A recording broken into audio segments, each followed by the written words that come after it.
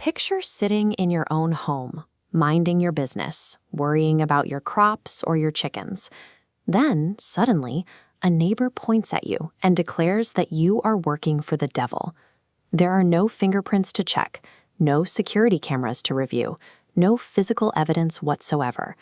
You are being arrested entirely based on someone's claim that they saw your invisible spirit. This legal nightmare took place in Salem, Massachusetts in 1692. By allowing the invisible to be accepted as legal fact, an entire town systematically turned on its own citizens, tearing itself apart from the inside out. Before the accusations began, Salem was a deeply isolated settlement on the edge of the continent, surrounded by miles of imposing wilderness. The people here faced relentless, grinding physical realities. Winters were brutal, disease spread easily, infant mortality was staggeringly high, and the threat of war from beyond the tree line was constant. The Puritans lived under an unbending theological framework, where they viewed every hardship, from a ruined crop to a sudden fever, as a direct physical attack by the devil. When a community lives under that level of unrelenting psychological stress, the pressure demands an outlet. People begin actively looking for someone to blame for their pain. That breaking point arrived during the winter, when 9-year-old Betty Paris and 11-year-old Abigail Williams began acting strangely. They screamed, threw objects, and crawled under furniture in apparent agony. Local doctors examined the girls, but could find no biological explanation.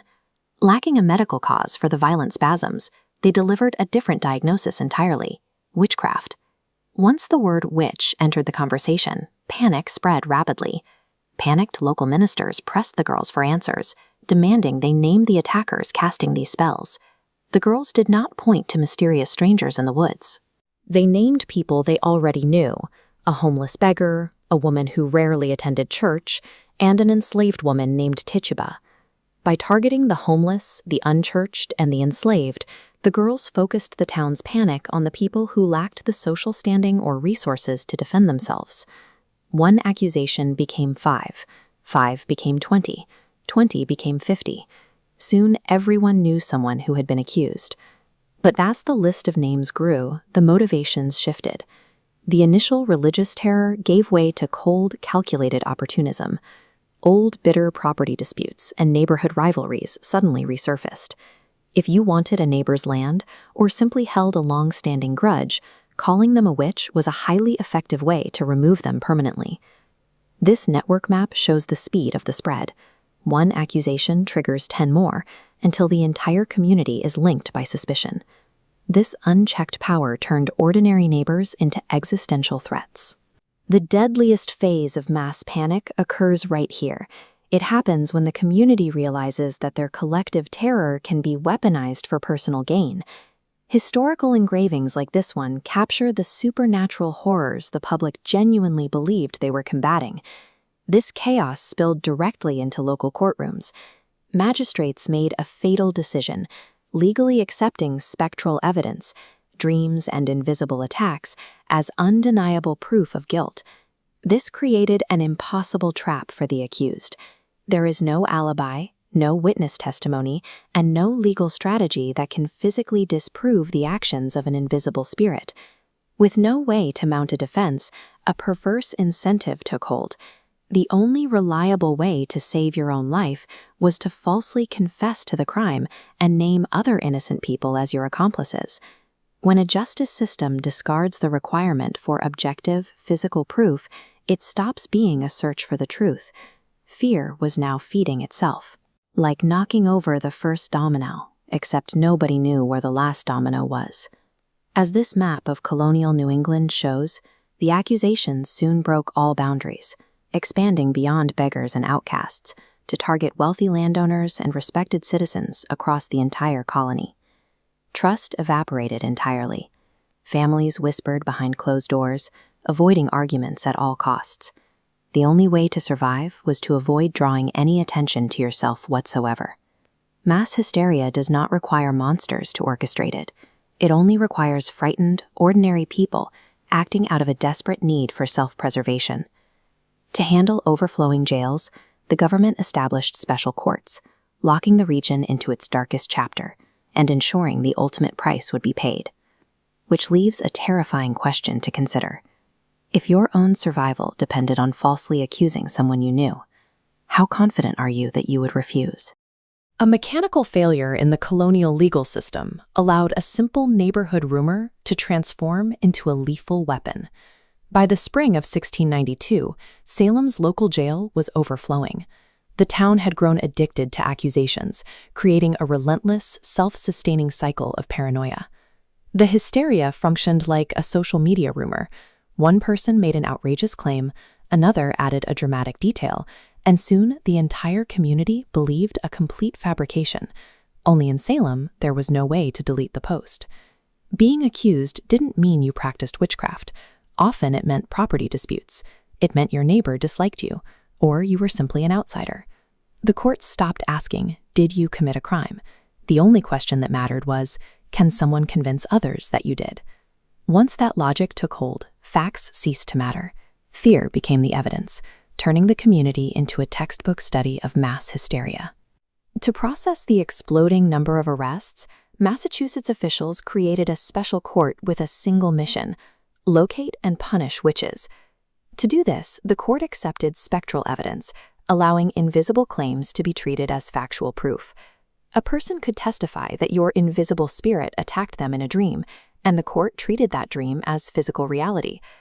By validating bad dreams as legitimate courtroom evidence, the state effectively weaponized uncertainty. They created a legal standard that was impossible to disprove, pouring gasoline on the panic. Once inside the courtroom, the accused faced an impossible trap. If you denied the charges, the judges often took it as proof you were lying. If you confessed, you validated the community's terror. Either path led to a guilty verdict. Initially, the targets were poor people and outcasts. That as the panic escalated, the accusations began climbing the social ladder, targeting wealthy citizens and prominent church members. Fear rarely stays contained. Once momentum builds, a panicked society stops asking about social status or reputation. This indiscriminate sweep eventually captured Rebecca Nurse. She was 70 years old, deeply religious, and held considerable wealth and respect in Salem. Many neighbors signed petitions defending her character, certain the court would realize its mistake. Instead, the proceedings moved steadily toward conviction. When the guilty verdict came down, a chilling message rippled across the colony. If Rebecca Nurse could be condemned, no one was safe. Her conviction marked a clear turning point. The trial shifted from a localized panic among neighbors into a total, systemic collapse of justice. The legal engine built to protect the community was now consuming it. No amount of good standing could withstand a system rigged against the accused. One man recognized this trap and completely refused to play the court's game. Giles Corey, a man in his 80s, declined to enter a plea of either guilty or not guilty. His silence was a brilliant legal maneuver. Under English law, if a defendant refused to plead, the state could not convict them or automatically seize their land, protecting his family's inheritance. To force an answer, officials subjected Corey to a brutal medieval punishment. They stacked heavy stones across his chest, slowly crushing him. He endured the torture for days. When asked one final time to enter a plea, he gave a legendary response: more weight. He died securing his family's financial future. While Corey gave his life to resist the court, the 11-year-old children who started the rumors were operating with absolute authority. Pointing a finger gave them total control over life and death. Salem had created a society where immense power was completely divorced from accountability. Children could dismantle entire lives without facing a single consequence. As weeks turned into months, the paranoia spilled over the borders of Salem Village. The panic swept into neighboring towns on the North Shore, halting local businesses and destroying community trust. But as the net widened, cracks in the legal logic finally appeared. A few respected ministers began to openly question the court's heavy reliance on spectral evidence. Leaders started asking if executing citizens based on bad dreams was actually sound legal practice. Once the central premise of the trials was challenged, the panic began to fracture. When people finally regained the courage to ask rational questions, the hysteria collapsed. Doubt proved to be the only effective antidote to the madness. The trials came to a sudden halt when powerful political leaders stepped in, dismantling the special court and stopping the remaining executions. The aftermath left America with a permanent, haunting lesson on how easily fear can persuade ordinary people to inflict extraordinary harm. The events in Salem illustrate the mechanics of social collapse, what happens to a community when it allows raw feelings to completely replace verifiable facts. The history of 1692 highlights the enduring vulnerabilities of the human mind that remain layered underneath the surface of modern life. If a community in colonial Massachusetts could so easily rewrite the rules of justice based on panic, what makes us so sure we are immune today? We often look for a sudden moment of collective enlightenment to explain the Salem trials. Instead, the historical record suggests a practical shift. The madness finally threatened the families in charge. By the late summer of 1692, the crisis had reached a breaking point. The local jail was overflowing with prisoners, and the social fabric of the town was coming apart as families were dismantled by suspicion. Daily life in Salem had become a study in paranoia. Neighbors avoided one another's gaze, and a single, unexpected knock at the door carried the weight of potential ruin. The initial accusations had grown into a self-sustaining cycle. The panic was no longer a tool that could be directed or contained by the people who had first encouraged it. Fear acts as a contagion that eventually ignores the boundaries set by its creators. Once the fever starts, it seeks out new hosts, regardless of their status or innocence. This escalation was made possible by a specific legal concept: spectral evidence. Under these rules, the court accepted claims that an invisible spirit had attacked someone. Victims would scream and faint in the courtroom, testifying that they were being scratched or bitten by ghosts only they could see. As the testimonies grew more theatrical and the accusations more erratic, even the most devout members of the community began to express doubts about the validity of the proceedings. When physical evidence is no longer required for a conviction, the law ceases to be a shield. Every citizen becomes vulnerable to crimes that exist only in the mind of an accuser. The turning point arrived when the girls began naming individuals within the colony's religious and political inner circle. The community's relative silence while outcasts were targeted vanished. Demands for stricter legal standards emerged only when the risk moved from the fringe of society to its center. Governor William Phips returned to the colony after months away on military business to find the provincial government in total disarray. He found a legal system that had completely surrendered to the panic, resulting in a colony-wide breakdown of order. The institutional inertia that allowed the trials to continue broke only when the establishment itself felt the direct pressure of the gallows. Phips took the only action that could stop the momentum.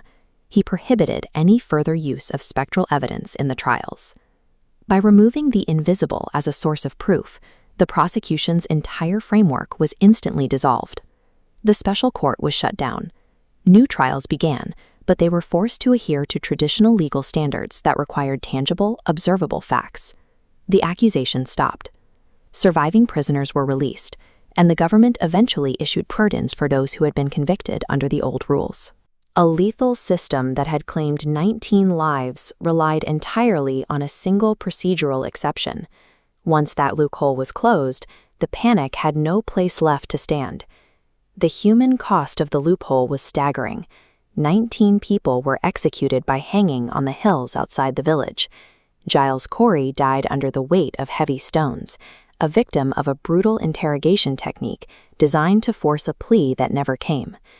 Despite the volume of testimony, not a single piece of evidence ever proved the presence of magic or witchcraft in Salem. The tragedy was fueled by documented human stressors, local rivalries, territorial disputes, and the intense pressure of a community under constant religious and social anxiety. The horror of 1692 was not an act of the supernatural, it was an act of the community, a reminder that the most destructive forces are those we generate ourselves. Today, Salem is a bustling center for tourism, where the locations of this tragedy are marked by museums and granite memorials. There is a deep irony in the town's current status. The very figures that once inspired a lethal terror are now the primary reason millions of visitors travel to Salem every year. The events of 1692 suggest that a society's safety relies on the wall between rumor and fact. Once that wall is breached, the mere act of accusation becomes a sentence. While the courtrooms searched for the devil, they only found the consequences of human panic. The 17th century anxieties have faded, but the impulse to target our communal stress remains. We continue to struggle with this basic response to uncertainty. History is an active warning for the future. Justice requires the courage to demand evidence and the willingness to question a crowd, even when it is at its loudest.